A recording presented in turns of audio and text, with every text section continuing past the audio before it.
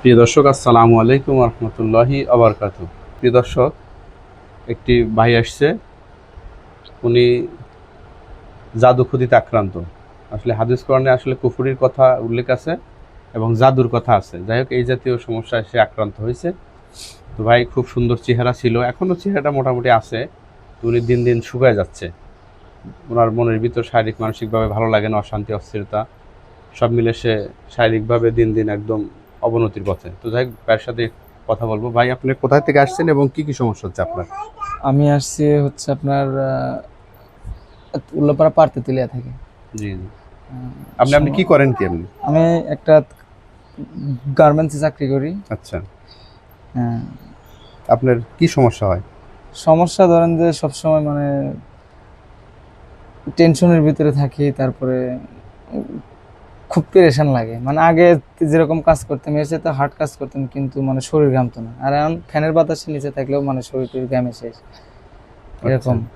তারপরে খাওয়া দাওয়া ঠিক মতো করি, ঘুম ঠিক মতো হয়, তারপরেও শরীরের প্রতি মানে যে একটা ই ই লাগবে, মানে ওই জিনিসটা লাগে না আর কি।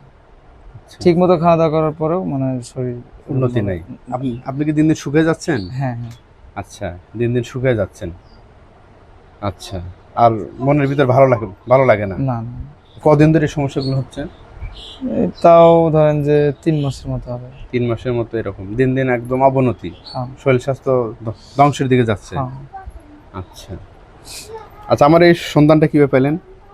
সন্ধান পাইছি মানে আমার বড় ভাই বিয়ে করছে, মানে আমাদের পার্শ্ববর্তী একটা এলাকায়, ওই গ্রামে হয়তো আপনার বাড়ি।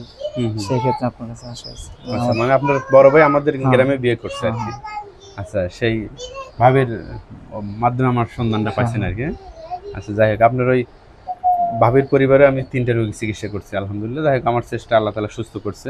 প্রিয় দর্শক, এই ভাইটির জন্য দোয়া করবেন। উনি এখন পর্যন্ত বিবাহ শাদী করেন নাই। যাই হোক, ওনারা দোয়া করবেন যে আমার এই কোরআনিক ট্রিটমেন্ট, আমার এই চেষ্টা মেহনত এবং আল্লাহ তালার সাহায্য নিয়ে বাইরের যে অদৃশ্য জগতের যে জাদু ক্ষতি কুফুরিতে সমস্যা করেছে, আক্রান্ত হয়েছে, আল্লাহ যেন আমার এই চিকিৎসার বরকতে আল্লাহ যেন ওনাকে সুস্থ করে দেয়, স্বাভাবিক জীবনে ফিরে আসে। সবাই ওনার জন্য দোয়া করবেন।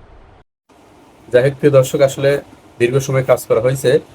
এখন সব মিলে ভাইয়ের কাছে জিজ্ঞেস করবো যে ভাই যে সমস্যা নিয়ে আসছিল, তো এখন ভাই কোনো উপকার পেয়েছে কিনা ভাইয়ের কাছে জিজ্ঞেস করবো। ভাই, আপনি এখন কেমন লাগতেছে?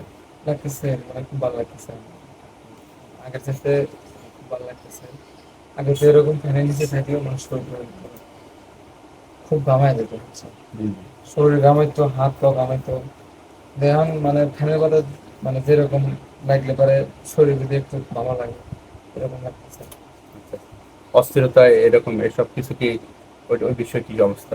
না, অস্থিরতা সেরকম এখন নাই। এখন অস্থিরতা? অস্থিরতা মানে থাকবে তখনই যখন মনে করেন যে শরীর ঘামবে। ও আচ্ছা আর আচ্ছা। শরীর ঘামলে পরে তখন মনে করেন যে মানে পেরেশান হচ্ছে। তার মানে এই মুহূর্তে আপনার পেরেশান, অস্থিরতা, ঘাম টাম সৃষ্টি এগুলো আর কিচ্ছু নেই? না, আলহামদুলিল্লাহ। সব মিলে কি আপনাকে শান্তি লাগতেছে, এটা মনে হয়? না, আসলে ভালো লাগতেছে। দেখ, আলহামদুলিল্লাহ। যাই হোক, প্রিয় দর্শক, ভাইটির জন্য দোয়া করবেন। আল্লাহ জানি এই কোরআনিক ট্রিটমেন্টের বরকতে আল্লাহ জানি ওনাকে সুস্থ রাখে, ভালো রাখে, আর ভালো চিকিৎসা নিতে অন্যকে উৎসাহিত করুন। সবাই ভালো থাকবেন। আসসালামু আলাইকুম।